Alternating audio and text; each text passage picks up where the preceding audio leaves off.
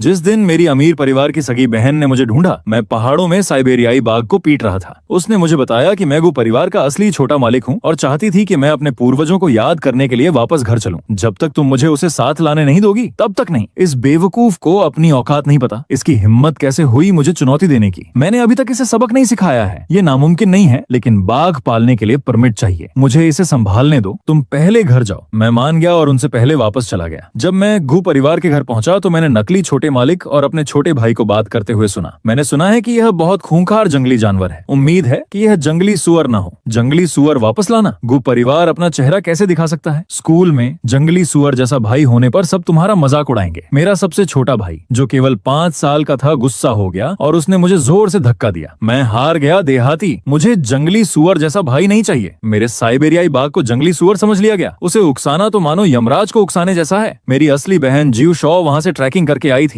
मुझे ढूंढने के लिए जंगल में कई लोग आए और मुझे बताया कि मैं ही असली मालिक हूँ जिसे जन्म के समय बदल दिया गया था। 10 साल से ज्यादा समय तक मैं एक बाघ की मान में नकली मालिक बनकर रहा। उस समय नकली मालिक के किसान पिता ने हम दोनों को बदल दिया था। वह मुझे मेरे कपड़ों में लिपटा हुआ रोते हुए ले गया और घने जंगल में छोड़ दिया। बाद में एक साइबेरियाई बाघिन मुझे अपनी मांद में ले आई। उसका इरादा मुझे खाने का था, लेकिन उसने अभी अभी अपने प्यारे शावक को खोया था। जब उसने मेरी चीखें सुनी तो उसका दिल पिघल गया और उसने मुझे अपना दूध पिलाया। मैं भूखा था। मैंने लालच से दूध पिया। माँ बाघिन के चेहरे पर ममता का भाव आ गया। वह रोई और पिता बाघिन से बोली, यह कितना प्यारा है, मैं इसे पालूंगी। पिता बाघिन इस जंगल का राजा था। पहले तो वह सहमत नहीं हुआ, लेकिन यह तो इंसान का बच्चा है। तो क्या हुआ? उसने मेरा दूध पिया है। इस तरह वह मेरा बेटा बन गया और बस मैं जंगल के राजा के घर में नकली छोटा मालिक बन गया। कई साल बाद बाघिन माता पिता का एक और बच्चा हुआ। वह जिद्दी था और जंगल के सभी जानवर उससे डरते थे। जब मैं उसे पीटता तभी वो पलटकर जवाब देने की हिम्मत करता, क्योंकि एक बार उसने बस हल्के से अपने छोटे पंजे से मुझ पर वार किया था, बिना कोई ताकत लगाए, और मेरी बांह से खून बहने लगा था। इससे वह इतना डर गया कि उसने फिर कभी मुझे छूने की हिम्मत नहीं की। उसने मुझे क्रिस्पी ब्रदर नाम भी दे दिया। मैंने भी अपने बाघ भाई को एक नाम दिया। उसका नाम दोशाबाओ है। अगर उसने मेरी बात न मानने की हिम्मत की तो मैं उसे पीट पीट कर पंचिंग बैग बना दूंगा। 3 साल पहले मेरे बाघ माता पिता एक के बाद एक गुजर गए और सिर्फ मैं और मेरा छोटा भाई दोशाबाओ एक दूसरे का सहारा बनकर रह गए। छोटा भाई दोशाबाओ अक्सर मुझे अपनी पीठ पर बिठाकर जंगल में घुमाने ले जाता था। अगर तेज बारिश होती तो वह मुझे घने जंगल में मौजूद एकमात्र रिसर्च सेंटर में शेल्टर लेने के लिए ले जाता। उस रिसर्च सेंटर में एक वनस्पति विज्ञानी साल भर रहती थी। वह एक डॉक्टर थी। जब उन्हें पता चला कि मेरा पालन पोषण बाघों ने किया है और मैं कभी स्कूल नहीं गया, तो उन्होंने अपने खाली समय में मुझे पढ़ना लिखना सिखाना शुरू कर दिया। मुझे नहीं पता क्यों, लेकिन बाघ का दूध पीने के कारण मैं न केवल जानवरों की भाषा समझ सकता था, बल्कि मेरी मेमोरी भी बहुत तेज थी। रिसर्चर आंटी मुझे जो कुछ भी सिखाती थी मैं उसे एक ही बार में सीख लेता था। रिसर्चर आंटी ने कहा, तुम्हारे जैसे टैलेंटेड बच्चे का इस घने जंगल में रहना सरासर व्यर्थ है। मैं तुम्हारे असली माता पिता को ढूंढने में तुम्हारी मदद करूंगी। अब तुम 16 साल के हो गए हो, तुम्हें शहर वापस जाकर पढ़ाई करनी चाहिए। लेकिन मुझे परवाह नहीं थी। कौन जानता था कि 3 महीने बाद मेरी बहन गुशो मुझे ढूंढने के लिए जंगल में पैदल चलकर आएगी। उस समय मैं अपने छोटे भाई दोशाबाओ को पीट रहा था, जो बाघ की पीठ पर सवार था। एक हाथ से मैं उसके बाघ के फर खींच रहा था और दूसरा हाथ मुट्ठी में बंद था, और मैं बेरहमी से उसके विशाल सिर पर मुक्के मार रहा था। मैंने तुमसे कहा था कि मेरे सिर पर मत मारो। अगर तुमने मुझे बेवकूफ बनाया तो तुम्हें माउंटेन पेट्रोल पर कौन ले जाएगा? अब तक उसका शरीर विशाल हो चुका था, इतना मजबूत कि एक जंगली भैंस को भी मार गिरा सकता था। लेकिन वह अपने नाजुक बड़े भाई का कुछ नहीं कर सकता था। जब वे आदमी और बाघ अपने रोजाना के टाइगर ट्रेनिंग नाटक में लगे हुए थे, तभी रिसर्चर आंटी मेरी सगी बहन को लेकर आई, जो एक हाई सोसाइटी परिवार से थी और जिनका चेहरा सदमे से भरा हुआ था। छोटे भाई, मैं तुम्हारी सगी बहन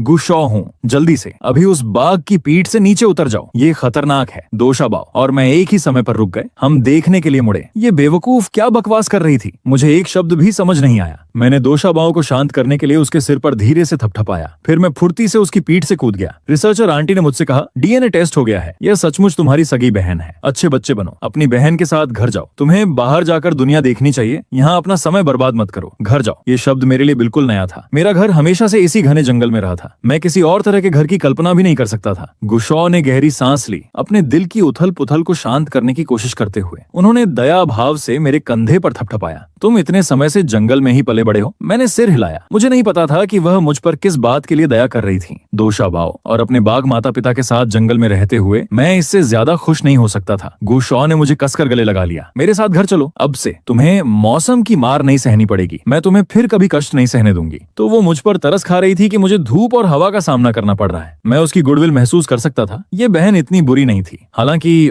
मैं दोषाबाव से अलग नहीं होना चाहता था। मैंने दोषाबाव की ओर इशारा करते हुए कहा, मैं तुम्हारे साथ घर जाऊंगा, लेकिन मेरी एक शर्त है, तुम्हें मुझे उसे अपने साथ ले जाने देना होगा। ये अपनी औकात नहीं जानता, इसकी हिम्मत कैसे हुई मेरी बात न मानने की। मैंने अभी तक इसे ठीक से सबक नहीं सिखाया है। अगर तुम मुझे उसे ले जाने नहीं दोगी तो मैं तुम्हारे साथ नहीं जाऊंगा। सैकड़ों किलोग्राम वजनी एक जंगली साइबेरियाई बाघ को शहर में ले जाना बेहद मुश्किल होगा। सिर्फ कल्पना करना ही सिरदर्द था। मैंने पहले ही फैसला कर लिया था, अगर यह सचमुच नामुमकिन था तो मैं जंगल में ही रह जाऊंगा। मैं दोषाबाव की पीठ पर सवार होकर पहाड़ों में गश्त करते हुए अपना जीवन बिताऊंगा। किसने सोचा होगा कि मेरी हाई सोसाइटी बहन एक पल चुप रहने के बाद दृढ़ और चौंकाने वाले शब्दों में बोलेगी, यह नामुमकिन नहीं है। ये पहली बार है जब मेरे छोटे भाई ने मुझसे कुछ मांगा है। अगर तुम आसमान से चांद भी मांगो तो मैं तुम्हारे लिए उसे लाने का रास्ता ढूंढ लूंगी। लेकिन छोटे भाई, पहले मेरी बात सुनो। घर में पालतू जानवर रखना तुम्हारी आजादी है, लेकिन यह वाला कुछ खास है। इसे रखने के लिए हमें कानूनी तौर पर करना होगा। हमें पहले परमिट लेना होगा। सभी कागजी कार्रवाई पेपर वर्क पूरी होनी चाहिए क्रम से, नहीं तो बहुत परेशानी होगी। कैसा रहेगा? तुम पहले घर जाओ, परमिट एप्लीकेशन का काम मुझ पर छोड़ दो। मैं वादा करती हूँ कि मैं जल्दी से उसकी स्थिति को लीगल कर दूंगी ताकि वह सिर ऊंचा करके गु परिवार के घर में प्रवेश कर सके। मैं तुम दोनों को बिल्कुल अलग नहीं होने दूंगी। मैंने गुशॉ के दृढ़ चेहरे को देखा, फिर मैंने दोषाबाव की ओर देखा। मैं जानता था कि दोषाबाव मुझे छोड़ना नहीं चाहता था, लेकिन वह मुझे रोके रखने से भी डर रहा था। मैं भी दोषाबाव को छोड़ना नहीं चाहता था। मुझे डर था कि वह जंगल में अकेला रह जाएगा। एक शक्तिशाली परिवार से मेरी सगी बहन के वादे ने दोषाबाव को इतना खुश कर दिया कि उसने मुझे सीधे अपनी पीठ पर उठा लिया। फिर वह 1 घंटे तक पूरी गति से दौड़ा और फिर लौटा। दोषाबाव ने अपनी अमीर बहन की पतलून के पांव से अपना सिर भी टकराया और एक धीमी सी गुर्राहट निकाली। इससे मेरी बहन इतनी डर गई कि उसका चेहरा पीला पड़ गया। मैं जोर से हंस पड़ा। डरो मत बहन, दोषाबाव तुम्हें पसंद करता है। दोषाबाव, हाँ यह एक। मैंने दोषाबाव की ओर देखते हुए उसे चेतावनी दी कि वह ठीक से बिहेव करे। मेरी बहन की त्वचा नाजुक है, उसे मत खरोंचना। नाजुक त्वचा, मैंने पहली बार किसी को ऐसा कहते सुना है। मेरी इस तरह प्रशंसा करो। अंत में डॉक्टर आंटी और मेरी धनी बहन के बार बार एश्योरेंस देने के बाद मैं सबसे पहले घर वापस चला गया। दोषाबाव मुझे जंगल के किनारे तक ले गया और एक ऊंची चट्टान पर बैठ गया। उसने अपने गले से एक लंबी धीमी गड़गड़ाहट निकाली। ये पहली बार था जब मैं घने जंगल से बाहर निकला था। वह चिंतित था। मैं एक लग्जरी कार में बैठ गया। कार 3 घंटे तक हाईवे पर चलती रही और आखिरकार गु परिवार के महल में पहुंची। लेकिन लिविंग रूम के पास पहुंचने से पहले ही मुझे अंदर से गु यूनान की आवाज सुनाई दी। छोटे भाई, क्या तुम्हें पता है, मैंने सुना है कि हमारे नए बड़े भाई ने पहाड़ों में एक बहुत ही खूंखार जंगली जानवर पाल रखा है और वो उसे गु परिवार के घर लाने वाले हैं। ये उन जानवरों में से एक तो नहीं हो सकता जो पूरे पहाड़ को खोद डालते हैं। गंदा बदबूदार जंगली सुअर, है ना? हे भगवान, अगर वो सच में जंगली सुअर ले आए तो गु परिवार कैसे इज्जत करेगा? तुम अपने प्रेस्टिजियस स्कूल में क्या करोगे? तुम्हारे दोस्त जरूर कहेंगे, देखो गु यिनशाओ का भाई तो देहाती गमवार जो जंगली सुअर पालता है। तब तक जंगली सुअर पालने वाले भाई के लिए सब तुम पर हंसेंगे। अचानक एक 5 साल के लड़के का जोर जोर से रोना फूट पड़ा। मैं उसे अपना भाई नहीं बनाना चाहता। दूसरे लोगों के भाई कुत्ते बिल्ली पालते हैं, उसे जंगली सुअर क्यों पालना है? ये बहुत शर्मनाक है। मैं नहीं चाहता कि वो घर वापस आए। मेरा इकलौता भाई तुम ही हो। आने से पहले मेरी अमीर बहन ने मुझे बताया था कि घर में एक और 5 साल का भाई है जिसका नाम गु यिनशाओ है। आगे चल रहे नौकर ने मुझे डिस्गस्ट से देखा, मानो मैं सचमुच ही बदसूरत हूँ। वह मुझे लेक्चर देने से खुद को रोक नहीं पाया। दूसरे छोटे मालिक, आपको जंगली सुअर वापस नहीं लाना चाहिए था। मुझे पता है कि देहाती लोग सुअर पालने से जुड़े होते हैं, ये उनके खून में होता है, लेकिन ये गु परिवार का घर है, एक प्रेस्टिजियस हाई सोसाइटी परिवार। आपके पिता मान सम्मान और रेपुटेशन को सबसे ऊपर रखते हैं। तुम उस घाटी में अपना गंदा जंगली सुअर पाल सकते हो, यही तुम्हारी आजादी है। कोई तुम्हें कुछ नहीं कह सकता। लेकिन चूंकि तुम परिवार में लौट आए हो, इसलिए तुम्हें एक हाई सोसाइटी के यंग मास्टर की तरह बिहेव करना चाहिए, वरना परिवार का छोटा मालिक दूसरों का सामना कैसे करेगा? क्या उसे सबको बताना चाहिए कि उसका बड़ा भाई जंगली सुअर पालता है? अंदर से हाई सोसाइटी के छोटे भाई ने बटलर की आवाज सुनी और दौड़कर बाहर आया। चाचा बटलर, आप किससे बात कर रहे हैं? क्या जंगली सुअर वाला भाई वापस आ गया है? उसे भगाओ देहाती, वह मेरा भाई बनने लायक नहीं है। मेरा भाई तो केवल महंगी प्योर ब्रीड बिल्लियों को ही प्यार करता है। अचानक एक 5 साल का लड़का तोप के गोले की तरह निकला और मुझे जोर से धक्का दिया। उसकी नफरत साफ झलक रही थी। अपनी बदबूदार घाटी में वापस जाओ। मेरा इकलौता भाई गु यूनान है। वो मुझे लिमिटेड एडिशन खिलौना कारें खरीद कर देता है। तुम कौन हो? मेरे फर्श को गंदा मत करो। बटलर, जल्दी करो और डिसइंफेक्टेंट लाओ। जिस जगह वो खड़ा था वहां से बहुत बदबू आ रही है। लड़के के बोलने के बाद उसने नफरत का भाव दिखाया और अपनी नाक के सामने जोर जोर से हाथ हिलाया, मानो सचमुच मुझसे असहनीय बदबू आ रही हो। नकली युवा मालिक गु यूनान बाहर चला गया। उसकी बाहों में एक आलसी दिखने वाली गुड़िया जैसी बिल्ली थी। उसने मुझे देखकर खुशी महसूस की। मुझे लगा था कि गांव में पले बड़े होने के कारण मैं सिर्फ जंगली सुअर पालने के लायक हूँ। अगर उन्हें पता चलता कि मैं साइबेरियाई बाघ पाल रहा हूँ तो उनके चेहरे के एक्सप्रेशंस कितने अनमोल होते। तभी मेरे वीचैट वीडियो कॉल की रिंगटोन बजी। मेरी अमीर बहन का फोन था। उसने मुझे जो नया फोन दिलाया था, मैं अभी भी उसे ठीक से इस्तेमाल नहीं कर पा रहा था। फोन उठाने से पहले मैं काफी देर तक उसे चलाता रहा। वीडियो के दूसरी तरफ मेरी अमीर बहन के चेहरे पर बेबसी का भाव था और उसने कैमरा दोशाबाव की तरफ घुमाया। छोटे भाई, क्या तुम घर आ गए? तुम्हारे जाने के बाद से दोशाबाव उदास है। मैंने सोचा कि तुम दोनों वीडियो कॉल कर लो, शायद उसका मूड ठीक हो जाए। तभी अचानक वीडियो के दूसरी तरफ से एक भयंकर जानवर की दहाड़ सुनाई दी। क्रिस्पी भाई, क्या किसी इंसान ने तुम्हें तंग किया? मैंने कैमरा को यूनान की तरफ घुमाया। मैंने उसी भाषा में जवाब दिया, बिल्कुल नहीं, कोई मुझे तंग नहीं कर रहा, लेकिन कोई तुम्हें तंग कर रहा है। देखो, इस आदमी ने कहा कि तुम एक जंगली सुअर हो जो पूरे पहाड़ को खोद डालता है। तुम गंदे और बदबूदार हो, इसलिए तुम्हें अक्सर नहाना चाहिए। बाघ की पात तो जंगली सुअर की पात के सामने कुछ भी नहीं है, मेरे जूते उठाने के लायक भी नहीं। दोशाबाव दहाड़ा। उसे उकसाना शैतान को उकसाने जैसा था। फोन के स्पीकर से बाघ की कान फाड़ देने वाली दहाड़ निकली, जिससे नकली मालिक इतना डर गया कि वह कई कदम पीछे हट गया। उसके लेदर शूज फिसल गए। चीखते हुए वह जमीन पर गिर पड़ा। ये कैसी आवाज थी? उसकी बाहों में बैठी सीधी सादी बिल्ली के बाल खड़े हो गए। जान बचाने की इंस्टिंक्ट जाग उठी और बिल्ली तुरंत नकली मालिक से भाग गई। लड़ाई में फंसने के डर से वो मेरे पास आ गई। उसने मेरे पैर चाटे। म्याऊं, इस सबसे मेरा कोई लेना देना नहीं है, मेरी जान बख्श दो। बिल्ली ने धीमी सी म्याऊं की आवाज निकाली। वह बेहद ओबीडियंट थी। इससे गु यूनान को बहुत गुस्सा आया। म्याऊं म्याऊं, इधर आओ। तुम्हें किसने कहा कि उसे चाटो? वह बचपन से जंगली सुअरों के बीच रहा है, वो गंदा है। चाटना बंद करो, तुम्हारा मुंह भी गंदा हो गया है। सावधान रहो, वरना मैं तुम्हें नहीं चाहूंगा। बेवकूफ, म्याऊं भाई को चोट मत पहुंचाओ। म्याऊं तुम्हारी तरफ आंखें घुमा रही हैं। ऐसा क्यों है? क्या वो जंगली सुअर की आवाज से डर गया है? ये इतना बेकार क्यों है? मैं डरा नहीं हूँ। मैंने शांत होने का नाटक कर रहे धनी छोटे भाई पर ताना मारा। बोलने से पहले अपनी जबान सीधी कर लो। असली धनी छोटे भाई ने अपने छोटे हाथ कमर पर रखे और नफरत से मेरी ओर इशारा किया। मैं डरा हुआ नहीं हूँ। अगर तुमने उस जंगली सुअर को घर लाने की हिम्मत की तो मैं उसे मार डालूंगा और रात के खाने में भून दूंगा। दहाड़,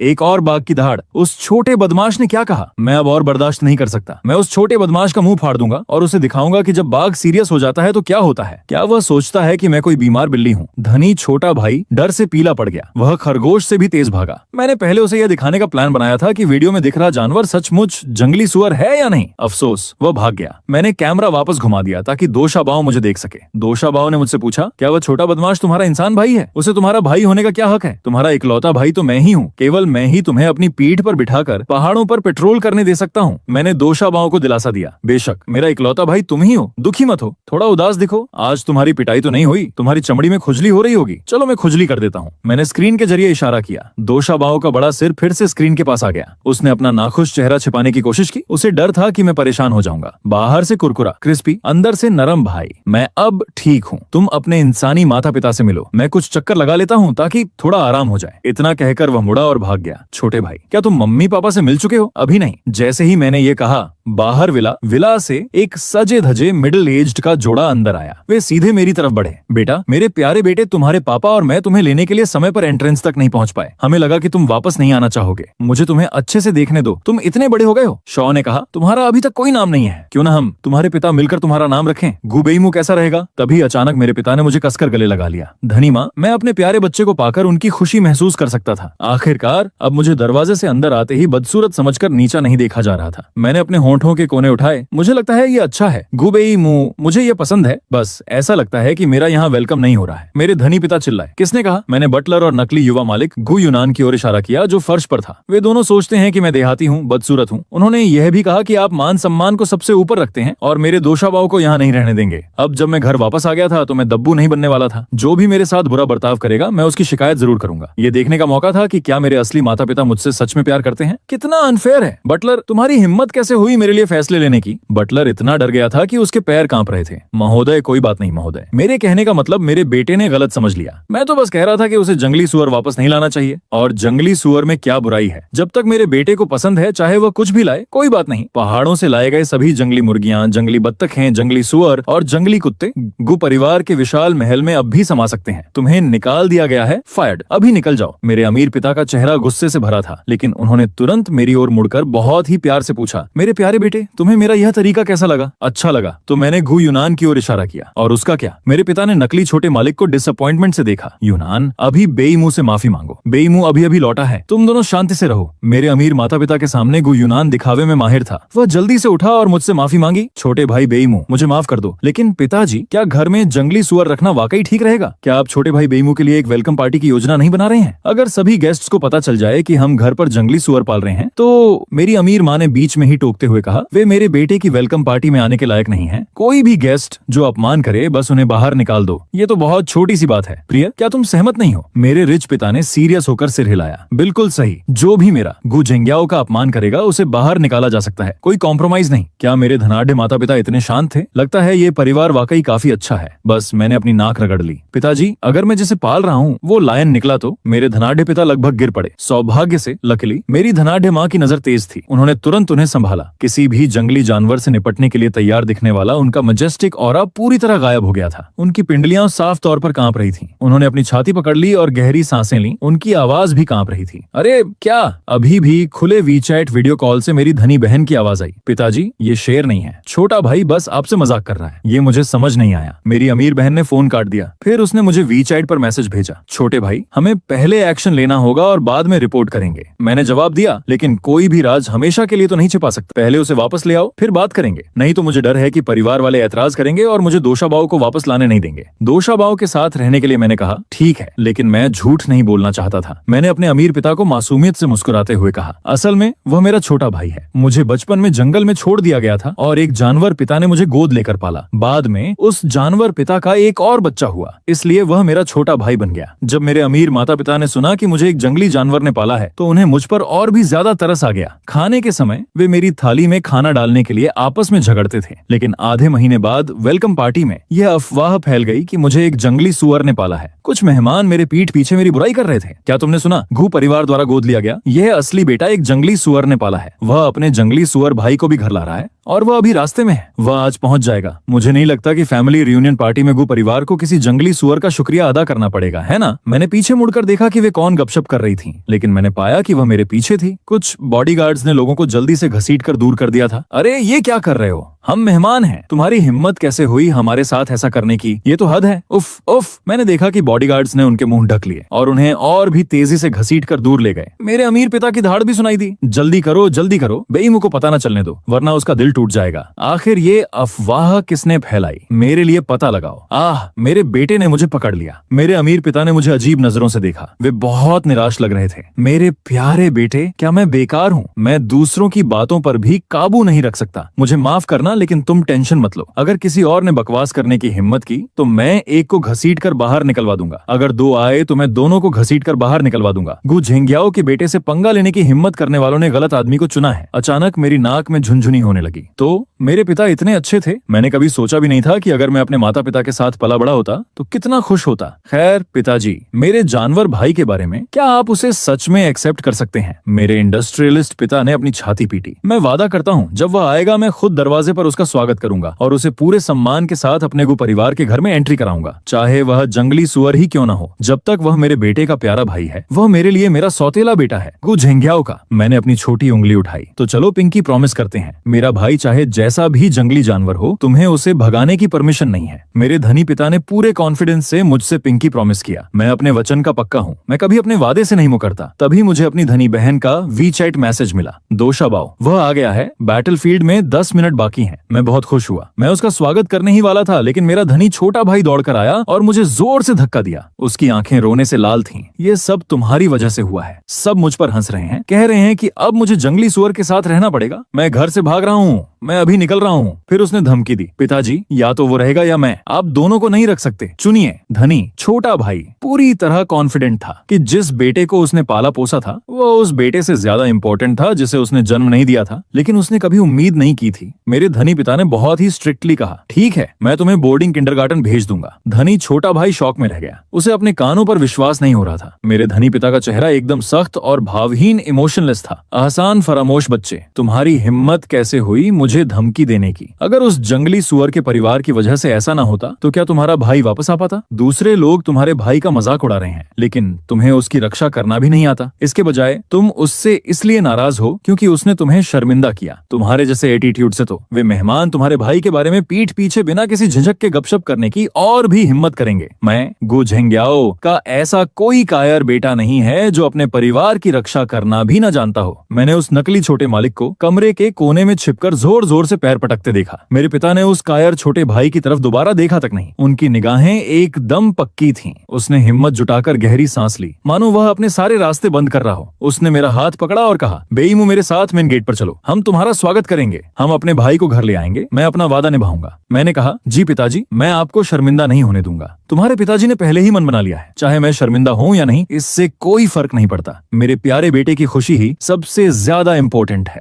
मेरी माँ जल्दी से पीछे आई। प्यारे बेईमू, मेरा इंतजार करो। शर्मिंदा होना ये क्या होता है? मैं बस इतना जानती हूँ कि परिवार को साथ रहना चाहिए। चलो चलते हैं, चलो अपने भाई का स्वागत करने चलते हैं। मैंने अपने पिता का हाथ बाएं हाथ से और माँ का हाथ दाएं हाथ से पकड़ा। सबकी निगाहों के बीच हम भीड़ भरे बैंक्वेट हॉल से गुजरे, सरप्राइज भरी और कुछ लोगों की खुशी भरी निगाहों को इग्नोर करते हुए। मैं अपने पिता की बांह को थोड़ा कांपते हुए महसूस कर सकता था। मेरी माँ की हथेली पसीने से भीगी हुई थी। वे अपनी रेपुटेशन और पब्लिक इमेज को बहुत वैल्यू देते होंगे, फिर भी उन्होंने शांत भाव बनाए रखा और अपने कदम मजबूत रखे। जब मेहमानों ने गू परिवार के मुखिया और उनकी पत्नी का एटीट्यूड देखा तो भला कौन कुछ और कहने की हिम्मत करता। सब चुप हो गए, लेकिन सभी लोग बाहर जमा हो गए। वे जोर से हंसने की हिम्मत नहीं कर रहे थे, लेकिन अपने दिल में वे मुझे और गु परिवार को बेइज्जत देखना चाहते थे। दूर से एक बड़ा ट्रक आता हुआ दिखाई दिया। सभी मेहमान अपना मुंह ढककर हंसने लगे। ट्रक से लाया जा रहा है, जंगली सुअर के लिए कितना सही है। चेयरमैन गु अपने असली बेटे का स्वागत करने के लिए वाकई पूरी तैयारी कर रहे हैं। रुको, सुनो, ये कैसी आवाज है? मुझे बाघ की आवाज क्यों सुनाई दे रही है? असंभव,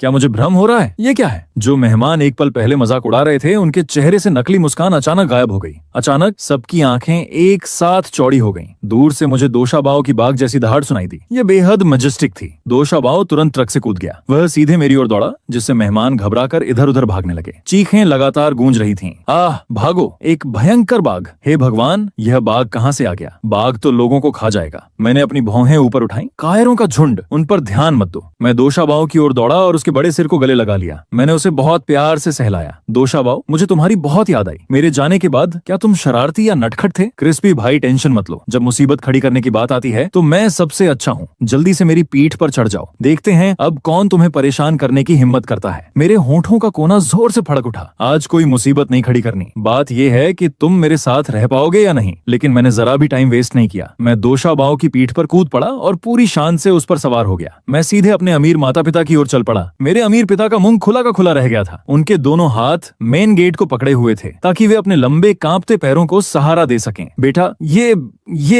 ये पापा हैं, मैं तुम्हें मिलवाता हूँ। ये मेरा छोटा भाई दोशाबाओ है। तुमने मुझसे वादा किया था कि तुम इसे भगाओगे नहीं। मेरे अमीर पिता। बेटा, मेरा दिमाग थोड़ा सुन्न हो गया है। मैं कहाँ हूँ? मैं कौन हूँ? क्या मैंने अभी अभी कुछ ज्यादा ही जल्दी में वादा कर दिया? मुझे परवाह नहीं थी कि वे अपना वादा तोड़ देंगे। दोशाबाओ, ये मेरे इंसान पिता हैं। उन्होंने कहा था कि वे तुम्हें गोद लेंगे। जल्दी करो और अच्छे बच्चे बनो। अब से मेरे पिता तुम्हारे भी पिता हैं। दोशाबाओ इतना खुश हुआ कि उसने अपनी पूंछ हिलाई। उसने अपना बड़ा सिर नीचे किया और मेरे धनी पिता की पैंट पर आगे पीछे रगड़ा, अपना प्यार दिखाने के लिए। जल्दी करो और मुझे गोद ले लो। मैं बहुत ओबीडेंट हूँ। मैंने अपने धनी पिता को इतना डरा हुआ देखा कि वे रो भी नहीं पा रहे थे। दशकों तक बिजनेस वर्ल्ड पर राज करने वाले उस महान इंडस्ट्रियलिस्ट की जबरदस्ती की मुस्कान रोते हुए चेहरे से भी बदसूरत थी। बेटा, ये सन्नाटा छा गया। सब जम गए थे। कोई भी अपने एक्सप्रेशंस पर काबू नहीं रख पा रहा था। पहले वाला सारा साहस कहाँ चला गया? फिर मैंने दोशाबाओ को अपनी धनी माँ से मिलवाया। वह सचमुच बहुत सुंदर थी। डर सहने की उनकी कैपेसिटी मेरे पिता से भी बेहतर थी। हालांकि वह बहुत डरी हुई थी, फिर भी उन्होंने कांपते हुए हाथ से दोशाबाओ के घने फर को सहलाया। बेईमू, यही वो भाई है जिसके बारे में तुम बात कर रहे थे? तुम्हें एक बाघ ने पाला था? वह तो बहुत शांत है। मैंने कहा, हाँ, बचपन में मुझे घने जंगल में छोड़ दिया गया था। एक साइबेरियाई बाघिन मुझे अपनी मान में ले गई और मुझे पाला। मैंने दोशाबाओ के बाघ जैसे सिर पर थपथपाया। ये मेरी माँ है। अब से ये तुम्हारी भी माँ है। दोशाबाओ ने अपना राजसी सिर नीचे झुकाया। उसने उसे नीचे कर लिया। मेरी अमीर माँ भी अपना प्यार दिखाने के लिए उस लेवल तक पहुंच सकती थी। माँ, वह आपको अपना सिर सहलाने दे रहा है। ठीक है, मेरी अमीर माँ ने जरूर।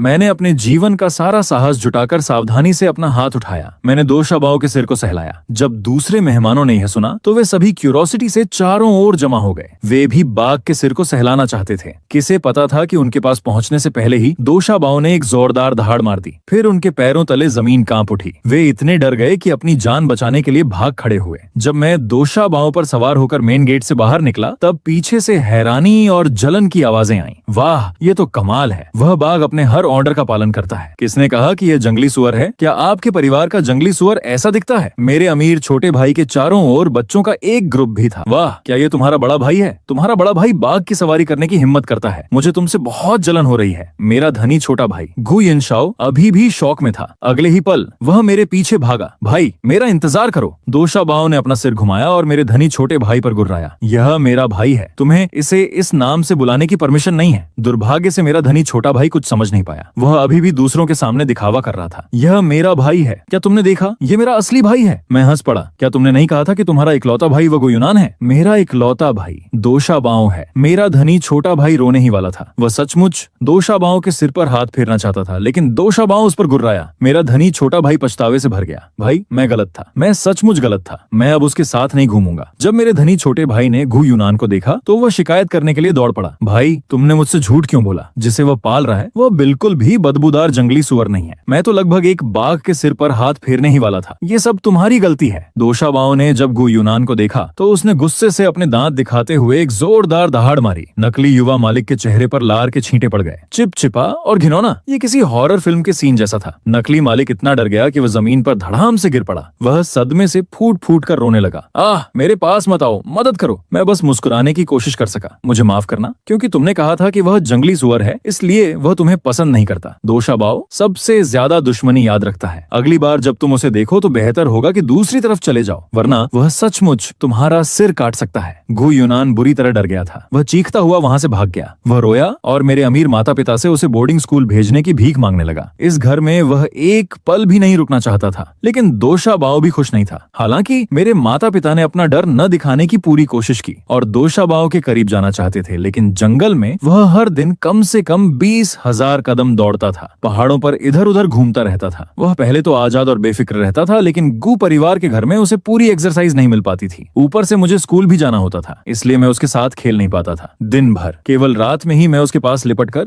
उसकी कोमल बाहों में अपना होमवर्क कर पाता था। महज 6 महीने में ही दोशाबाओ अचानक बीमार पड़ गया। मेरी बहन ने एक पशु चिकित्सक को बुलाया। डॉक्टर ने कहा, चाहे कुछ भी हो जाए, बाघ को जंगल में वापस भेजना ही होगा। खूंखार बाघ कैद के लिए सही नहीं होते, खासकर इस तरह का जंगली साइबेरियाई बाघ। दोशाबाओ को बीमार देखकर मेरा दिल टूट गया। प्यारे भाई, मुझे जंगल की बहुत याद आ रही है। क्या तुम्हें भी? हाँ, मुझे भी। दोशाबाओ तुरंत खुश हो गया। तो चलो वापस चलते हैं। मैं चाहता हूँ कि तुम मुझे भी माउंटेन पेट्रोल पर ले चलो, लेकिन मैं अब नहीं जा सकता। मुझे पढ़ाई करनी है। मुझे यूनिवर्सिटी एंट्रेंस एग्जाम देना है। दोशाबाओ, कैसा रहेगा अगर मैं तुम्हें वापस भेज दूं? दोशाबाओ ने एक्साइटमेंट में सिर हिलाया। ठीक है, तो चलो साथ चलते हैं। मैं बस अपना सिर झुका सका। हो सकता है मुझे वापस आने में थोड़ी देर हो जाए, लेकिन तुम बेफिक्र रहना, मैं तुम्हारे लिए जरूर वापस आऊंगा। मैंने सब कुछ प्लान कर लिया है। मैं पहले यूनिवर्सिटी में एडमिशन लूंगा, फिर वनस्पति विज्ञान की पढ़ाई करूंगा। फ्यूचर में मैं डॉक्टर आंटी की तरह जंगल में रिसर्च करूंगा। इस तरह मैं अपने छोटे भाई दोशाबाओ के साथ समय बिता सकूंगा, हमेशा के लिए। प्यारे भाई, अगर तुम नहीं जाओगे तो मैं भी नहीं जाऊंगा। अगर मैं चला गया तो वो नकली मालिक वापस आकर तुम्हें तंग करेगा। मेरे यहाँ रहने से ही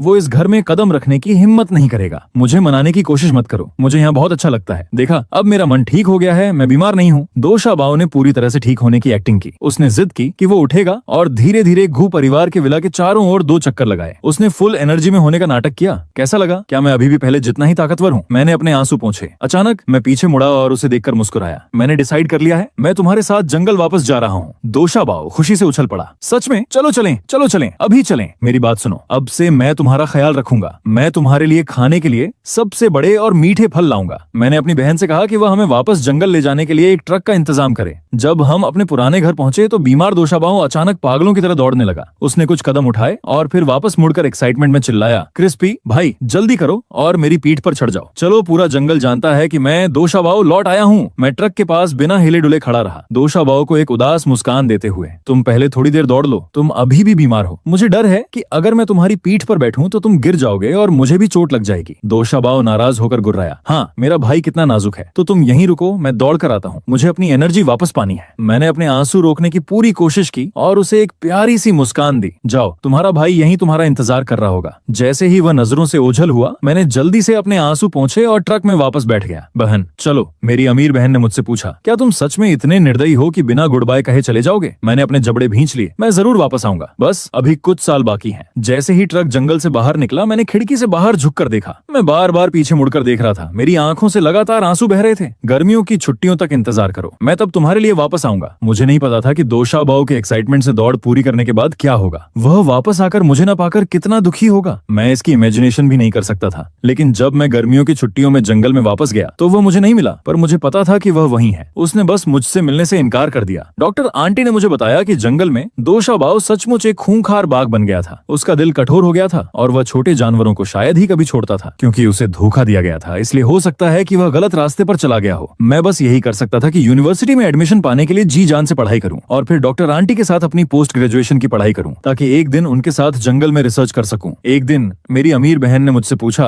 बेईमू, क्या तुम वाकई ग्रेजुएशन के बाद पहाड़ों पर वापस जाना चाहते हो? मैंने सिर हिलाया। बेशक, मैं दोषा बाव को धोखा नहीं दे सकता। मैंने वापस जाने का वादा किया था, इसलिए मुझे जाना ही होगा। उसके बड़े भाई के रूप में मैं अपना वादा नहीं तोड़ सकता। मेरी धनी बहन ने मानो अपना मन बना लिया था। ठीक है, फिर मैंने अपने छोटे भाई को फिर कभी तकलीफ न सहने देने का वादा किया था। उसकी बड़ी बहन होने के नाते मैं भी अपना वादा नहीं तोड़ सकती थी। उस समय मुझे उसकी बात समझ नहीं आई थी। जब मुझे समझ आई तब तक 2 साल बीत चुके थे। जंगल के बीचों बीच एक मॉडर्न बॉटनिकल रिसर्च सेंटर बन चुका था। केंद्र का लोगो साइबेरियाई बाघ था। सेंटर के सामने एक विशाल मूर्ति खड़ी थी जो बिल्कुल दोषा बाव जैसी दिखती थी। जब डॉक्टर आंटी ने मुझे उसकी तस्वीर भेजी तो मैं फूट फूट कर रोने लगा। मैंने अपना फोन लेकर स्टडी रूम में बैठी अपनी अमीर बहन को दिखाया। वह मुस्कुराई और बोली, रो मत, चलो मिलकर दोषा बाव को वापस लाने की कोशिश करते हैं। जब वह मूर्ति देखेगा तो उसे पता चल जाएगा कि वह अब भी तुम्हारे दिल में है। तुम बस मन लगाकर पढ़ाई करो, बाकी सब तुम्हारी बहन संभाल लेगी। गुप परिवार के एक युवा मुखिया को तकलीफ नहीं सहनी चाहिए। यूनिवर्सिटी एंट्रेंस एग्जाम्स आने वाले हैं। क्या तुम कॉन्फिडेंट हो? मैं आंसुओं के बीच मुस्कुराया। बेशक, आप मेरी गुड न्यूज का इंतजार कर सकते हैं। मैंने बहुत अच्छा स्कोर किया। नकली युवा गुरु से 300 से ज्यादा मार्क्स प्राप्त किए। उसे तो बस एक वोकेशनल कॉलेज में एडमिशन मिला,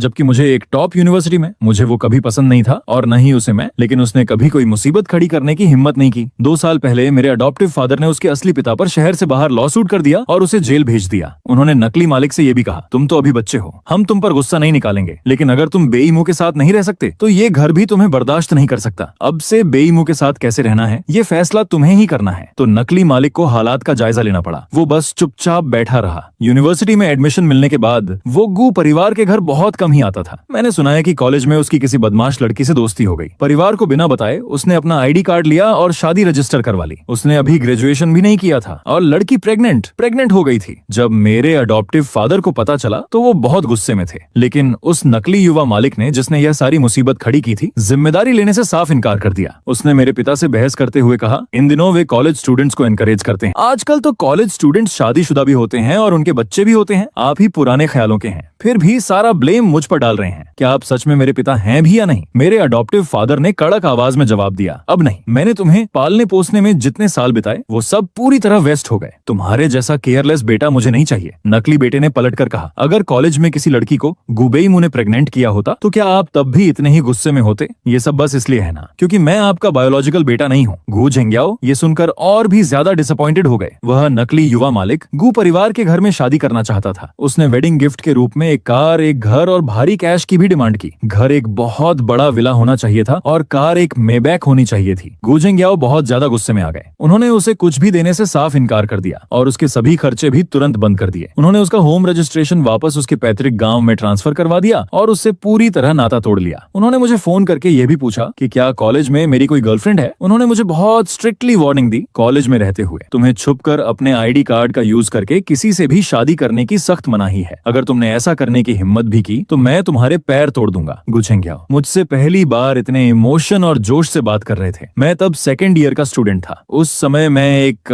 इंटरनेशनल स्टूडेंट इनोवेशन कंपटीशन में बहुत बिजी था। डॉक्टर आंटी ने मुझे बताया था कि इन कॉम्पिटिशन्स में हिस्सा लेने से बाद में पोस्ट ग्रेजुएशन में एडमिशन मिलने में बहुत हेल्प मिलेगी। इस तरह तुम सीधे मेरे स्टूडेंट बन सकते हो। आखिरकार हमारी टीम ने अपने बॉटनी प्रोजेक्ट के लिए गोल्ड मेडल जीता। इससे मुझे पोस्ट ग्रेजुएशन में एडमिशन मिलने का रास्ता पूरी तरह खुल गया। 2 साल बाद रिकमेंडेशन के जरिए मुझे सिंघुआ यूनिवर्सिटी में एडमिशन मिल गया और मैं डॉक्टर आंटी का स्टूडेंट बन गया। आखिरकार मैं उस जाने पहचाने जंगल में वापस लौट आया। गू ग्रुप ने डॉक्टर आंटी के लिए एक बॉटनिकल रिसर्च सेंटर में फॉरेस्ट इकोसिस्टम ऑब्जर्वेशन सेंटर बनाने के लिए भारी इन्वेस्ट किया था। डॉक्टर आंटी और दूसरे प्रोफेसर्स कई पोस्ट ग्रेजुएट स्टूडेंट्स को यहाँ डेडिकेटेड रिसर्च करने के लिए लेकर आए थे। मेरी एक सीनियर स्टूडेंट ने मुझसे पूछा, बेईमू क्या यह सच है कि तुम बचपन में इसी जंगल में पले बड़े हो? मैंने उस विशाल जंगल और पहाड़ों की ओर देखा। हाँ, वाह, अमेजिंग। तो तुम इस जगह को बहुत अच्छी तरह से जानते होगे। अगली बार जब हम फील्ड वर्क पर जाएंगे तो मैं तुम्हारे साथ ही चलूंगा। मैंने मुस्कुराते हुए कहा, जरूर। ये जगह तो मेरे लिए मेरे घर के बैकयार्ड जैसी ही है, लेकिन अनफॉर्चुनेटली मैं कई महीनों से इस जंगल में था, पर मुझे अभी तक दोषा बाव कहीं नहीं मिला था। मुझे उसकी बहुत याद आ रही थी। कभी कभी जब मैं घाटी में अकेला होता था तो मैं जोर से पुकारता था, दोशाबाओ मैं वापस आ गया हूँ, प्लीज बाहर आ जाओ। लेकिन उस घाटी से मुझे केवल मेरी ही आवाज की गूंज सुनाई देती थी। मैं जानता था कि वह अभी भी यहीं आसपास ही है। पूरा जंगल उसके फुटप्रिंट से भरा हुआ था, लेकिन वह मुझसे नफरत करता था और मुझे देखना नहीं चाहता था। मैंने सोचा कि शायद वह अब पूरी जिंदगी मुझे कभी अपना चेहरा नहीं दिखाएगा, लेकिन मैंने कभी सपने में भी उम्मीद नहीं की थी कि एक दिन जब मैं पहाड़ों में अकेले मिट्टी के सैंपल्स इकट्ठा कर रहा था, अचानक बहुत तेज बारिश शुरू हो जाएगी। वापस लौटते समय मेरा पैर फिसल गया और मैं सीधे एक गहरी खाई में जा गिरा। मेरे टखने में जोरदार मोच आ गई और मैं अपनी जगह से हिल भी नहीं पा रहा था। मेरे फोन में कोई नेटवर्क नहीं था। मेरी मदद की सारी पुकार अनसुनी रह गई। मेरी चीखें उस घने जंगल में कहीं खो गईं। और मानो इतना ही काफी नहीं था, मैं भेड़ियों के एक खूंखार झुंड से घिर गया। वे मुझे घूर रहे थे और उनकी भूखी आंखें अंधेरे में चमक रही थीं। जैसे ही उनमें से एक भेड़िए ने मुझ पर झपट्टा मारा, मुझे लगा कि आज मेरी मौत पक्की है। लेकिन ठीक उसी पल